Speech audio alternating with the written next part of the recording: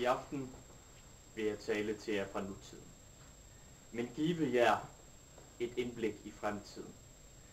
Jeg vil give jer et indblik i den fremtid, jeg ser for vores distrikt og for vores folk. En fremtid af styrke, fremgang og næstekærlighed. En fremtid, hvor vores stolte danske folk igen kan indtage overfladen og sammen bringe verden ind i ny æra af sunde værdier og stærk fællesskab. Men for at se ind i fremtiden, må vi først gøre op med vores fortid. Vi danskere er stolte af vores historie. Alle beboere bærer i sig retten til at være stolte over, hvad vi som danskere har opnået. Vi er et stærkt folk. Et folk med idéer og et folk med mål. Men vores fortid har også været mørk.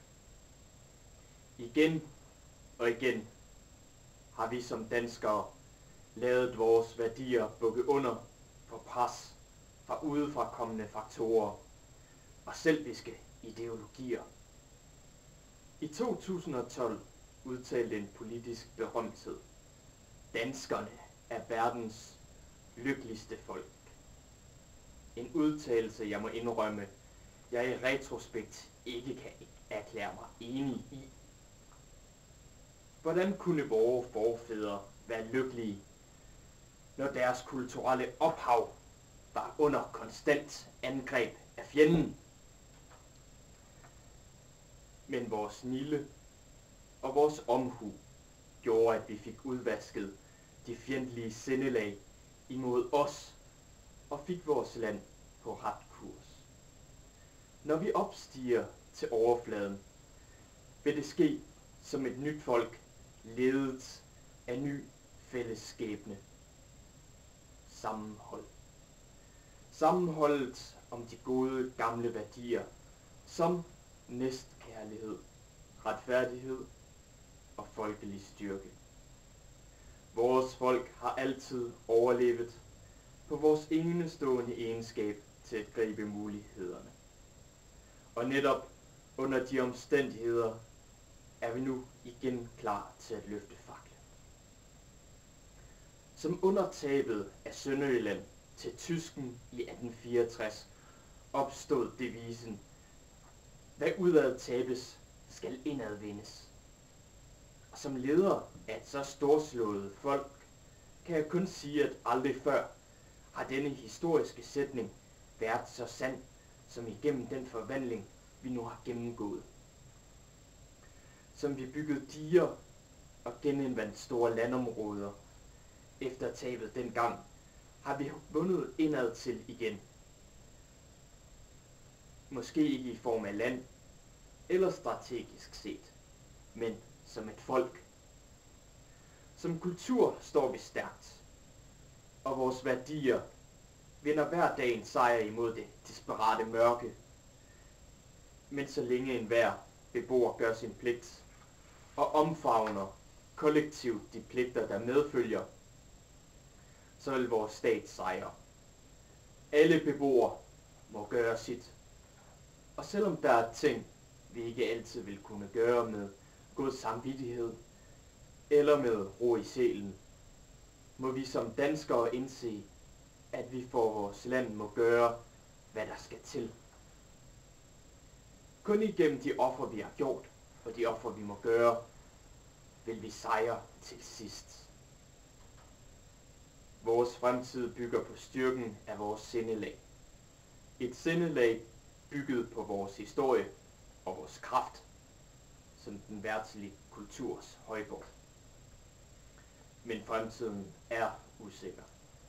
Og findes der en bedre måde at samle et folk på, end at stå sammen omkring de gamle danske dyder og de oldgamle sagnhelte, som man i gammel tid plejede at tilbede. Stræber mennesket i en usikker tid ikke efter stabilitet, såvel økonomisk som almen tryghed, og vide, at ens børn har en fremtid, ikke præget af mørke og ild. Slut op om vores fællesskab, der vogter jer i denne mørke tid. Og vi vil igennem flid og hårdt arbejde atter stræbe efter de gamle dyder om ro og orden, så vi daner atter kan leve på overfladen. Men vi skal også huske de barbariske realiteter, som vi står overfor, selv hernede i vores lykkelige bo. For selvom vores værdier er sunde og stærke, vil afgrunden som ukrudtet i den smukke have kvæle sig frem og genindtage plads i vores bevidsthed. Men vi vil slå igen. Som renhedens klinge vil vi slå ned på de urenheder, der spirer i vores bolig, som der står skrevet i historiebøgerne. O mester, kom frem og døm din sag. Et vildsvin har invaderet din vingård. Ikke længere kan vi tillade dyrets ødelæggende kraft. Så jagt det og fjern det fra vores fredens marker. Jeg har her til aften underskrevet erklæringer, der i de kommende uger skal fremlægges for parlamentet, som opstiller en detaljeret plan, hvordan vi i hele distriktet får genoprettet den orden og ro, vi så længe har været kendt for. Det er mit livs opgave at føre jer og hele distriktet igennem skærsilden og ud i fremtidens lys. Det lys, hvor vi i fremtiden vil bade og føre vores folk videre.